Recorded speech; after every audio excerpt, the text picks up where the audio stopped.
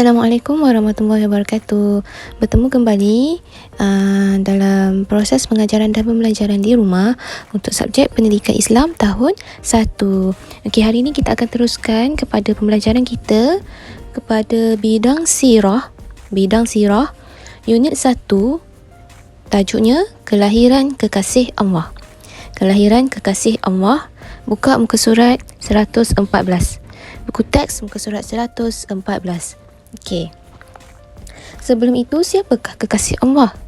Kekasih Allah ialah Rasulullah sallallahu alaihi wasallam, iaitu Nabi Muhammad. Nabi Muhammad pesuruh Allah, Nabi kita. Okey, sebelum tu kita kenal dulu siapa Nabi Muhammad ni. Kita tengok. Okey, nombor 1 ni, mari baca dan fahami biodata kekasih Allah. Okey, pertama, nama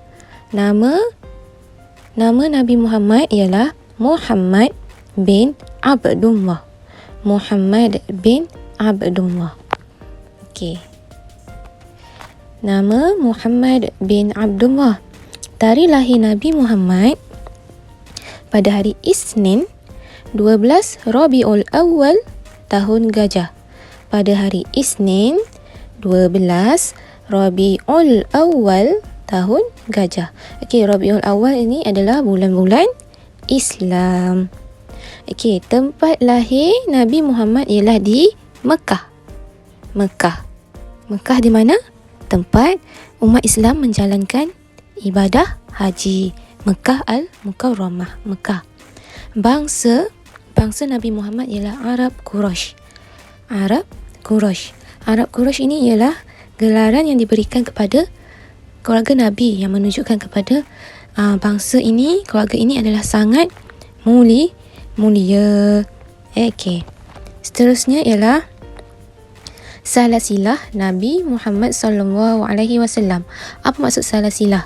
Salasilah ini ialah turutan dalam keluarga. Contoh macam kita, keluarga kita ada ibu, ada ayah, lepas tu ada anak-anak. Antara anak-anak tu kita ada abang, ada akak, ada adik. Okey, macam tu. Okey, contohnya di sini, kita tengok salasilah Nabi Muhammad. Okey, tengok yang Ustazah tunjuk ni. Abdul Muttalib tambah Fatimah. Abdul Muttalib tambah Fatimah. Tambah bermaksud berkahwin. Okey, Abdul Muttalib dan Fatimah adalah datuk. Abdul Muttalib ni adalah datuk kepada Nabi Muhammad. Fatimah adalah neneknya. Datuk dan nenek, sebelah bapa.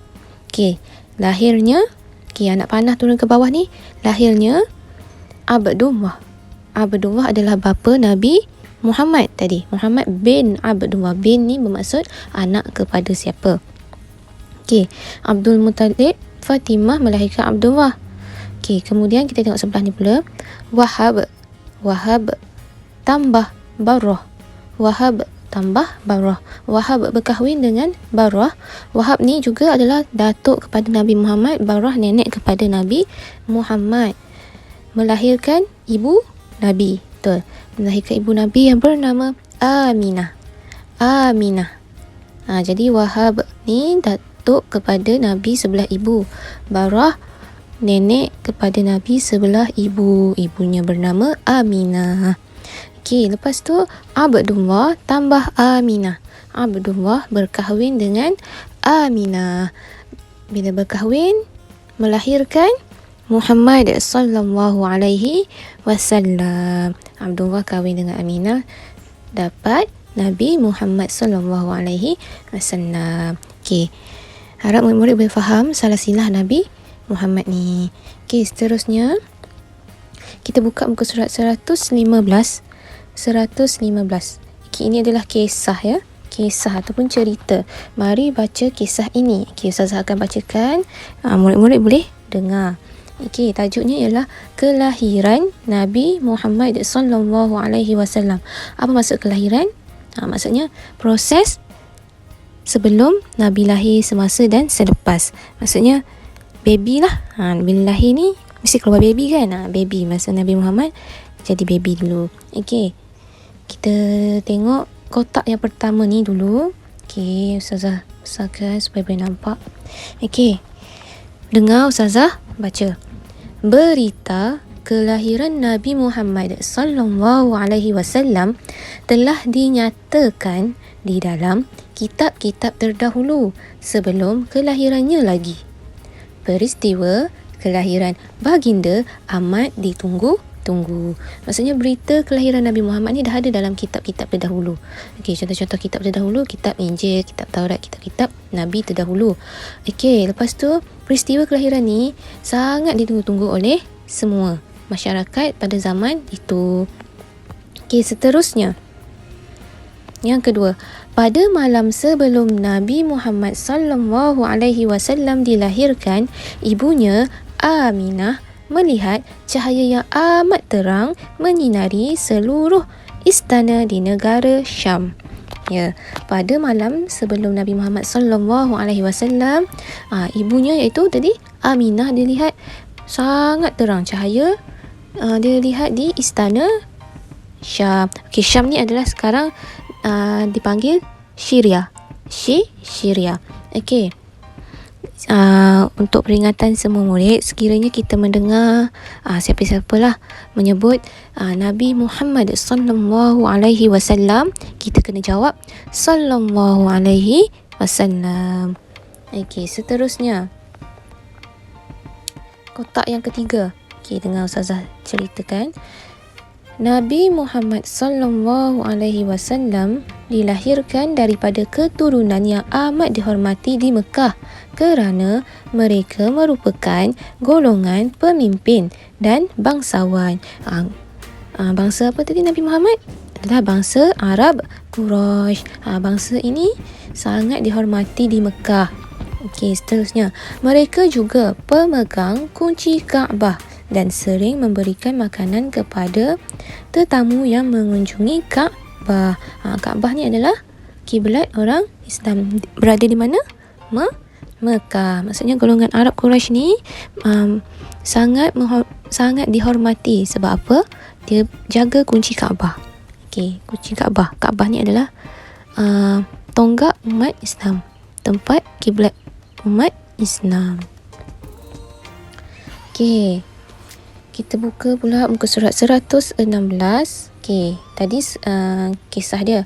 Okey, sebelum kelahiran, detik-detik sebelum ibunya Aminah melahirkan Nabi Muhammad sallallahu alaihi wasallam. Okey, sebelum kelahiran. Okey, dengar Ustazah baca.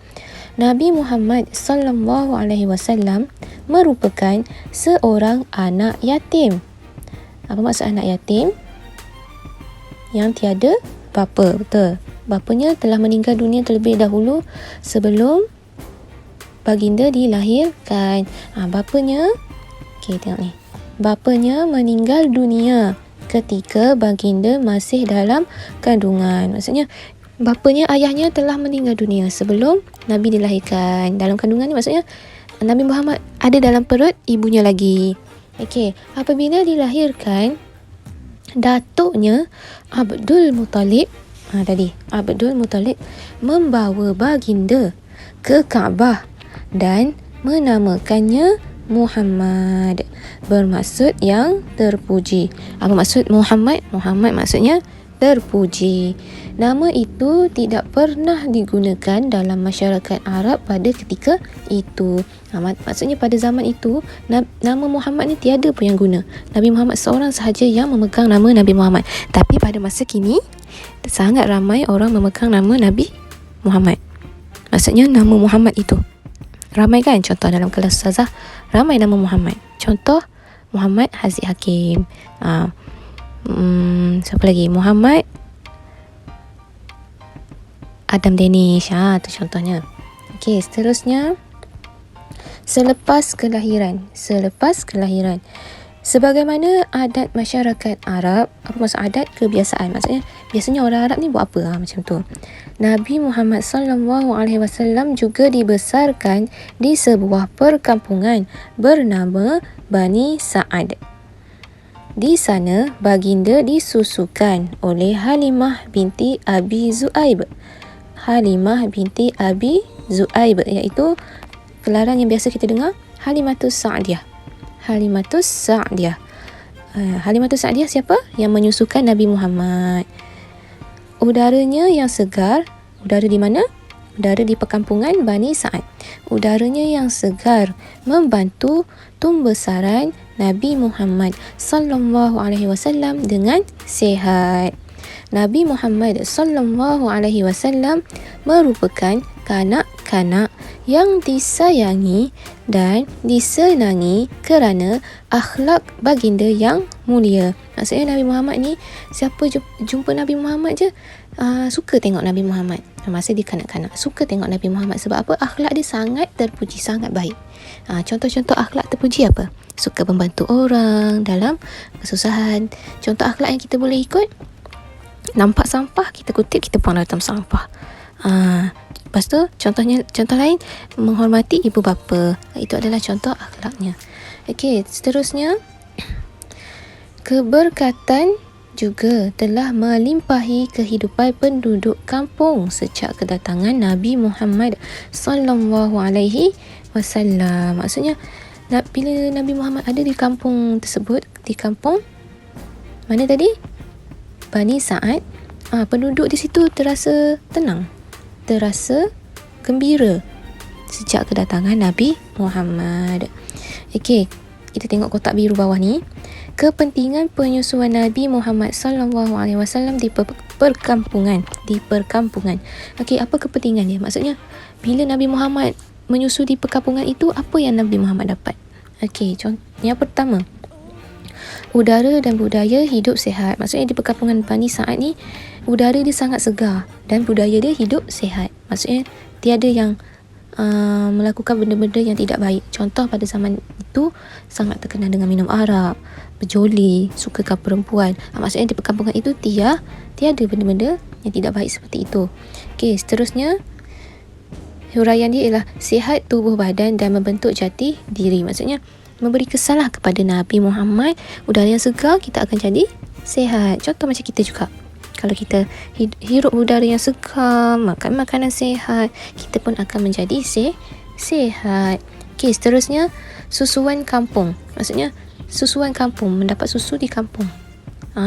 Fasih bahasa Arab. Maksudnya bila menyusu di kampung Bani Sa'ad ni, dia boleh berbahasa Arab.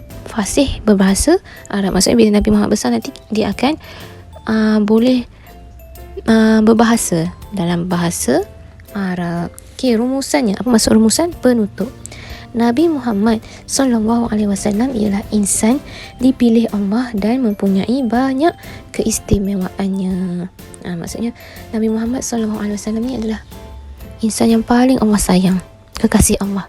Insan yang paling Allah sayang, Allah pilih dia untuk memberi ajaran, memberi galakan, dorongan kepada seluruh umat Islam. Jadi kita mestilah sayangi Nabi kita, iaitu Nabi Muhammad sallallahu alaihi wasallam. Ya. Okey, cara kita nak sayang, kalau kita tak mampu nak buat apa-apa, kita boleh berselawat. Selawat, macam mana kita selawat? Okey, dengar usaha selawat, boleh ikut. Kita selawat kepada Nabi Muhammad. Allahumma salli ala Sayyidina Muhammad wa ala alihi wa sahbihi wasallam. Macam tu pun boleh, ataupun sallallahu ala Muhammad sallallahu alaihi wasallam. Jangan kita selawat masa hari kelahiran Nabi je. Bila kelahiran Nabi tadi? 12 Rabiul Awal. Maksudnya setiap hari kita kena selawat kepada Nabi Muhammad. Apa kelebihan berselawat ni? InsyaAllah nanti di akhirat, bila kita banyak berselawat kepada Nabi Muhammad akan memberikan syafaat. Apa maksud syafaat? Adalah kelebihan. Maksudnya daripada kelebihan yang kita selawat tu dapat syafaat Nabi, mudah untuk masuk syurga Allah, insyaAllah. Okey, itu sahaja pembelajaran kita pada hari ini. Nanti kita teruskan dengan penerangan buku aktiviti. Okey, syukran jazilan. Assalamualaikum warahmatullahi wabarakatuh.